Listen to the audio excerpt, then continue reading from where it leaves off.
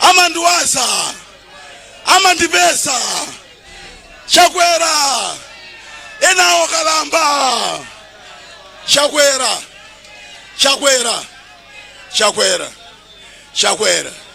zikoma kwambiri.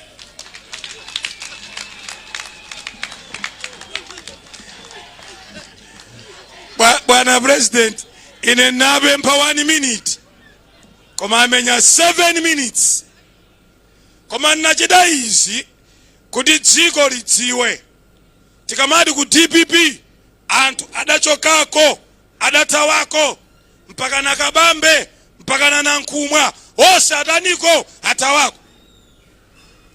Timanena izi chifukwa chani? Timafuna Amalawi amene mukumamvera Bakiri TV mukumana misidwa muzidziwa zone. Bwana ine nthawi yanga ndi 15 minutes. Auladi andijera 7 yatsala 8 minutes. Pa 8 minutes Jeff tabwera apa suyankula, Antaba tabwera na basimu yankula, Zeri ya Jakale tabwera apa suyankula. Tikamadi ata DPP ngani yake ndi imeneyo. Antenje tabwera ni hapa.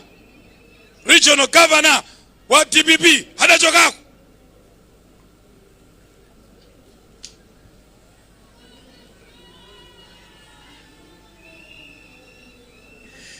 Bwana tikamanena kuti DPP data nangadachokawa plus Uladi Musa kwa talasa muntu kumeneko kwa talasame Sulemani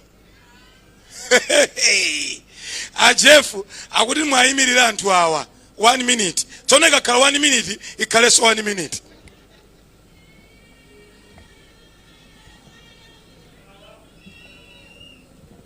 Changu pamaru kwacha Dr. Chakwera Boma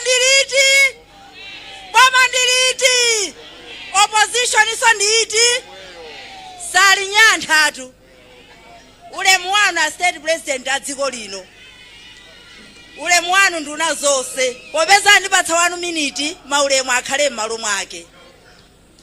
Amalawi anzanga ine ndingofuna ndikupatseni masamu.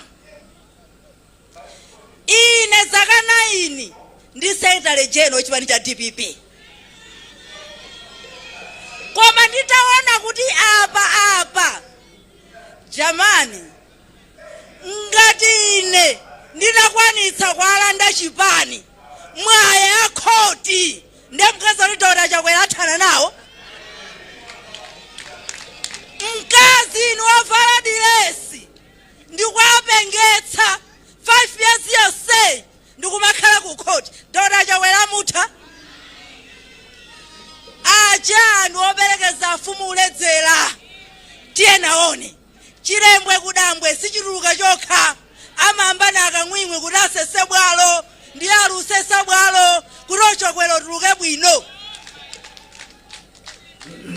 Mauwena samu imene ufuna ndikupatseni chipani chomwecho cha DPP munatuluka Joyce Banda kwacha. Chipani chomwecho cha DPP munatuluka Malemu Leti Chilima. Chipani chomwecho cha DPP mwatuluka Kabambe. Chipani chomwecho cha DPP munatuluka Nankhumwa ukamba chipani chake chiliponso chipani. Chipani chomwecho anachotsa Dausi. Chipani chomwecho a Joyce Chitsulo. Chipani chomwecho timu yonse Anomai Chimbalanga. Chipani chomkane kuti chiwina ndiye ndikuzeni Malawi Congress Party nthawi yonseyi ngakhale timayimenya samu nikumayibera komi makhaba namba 2.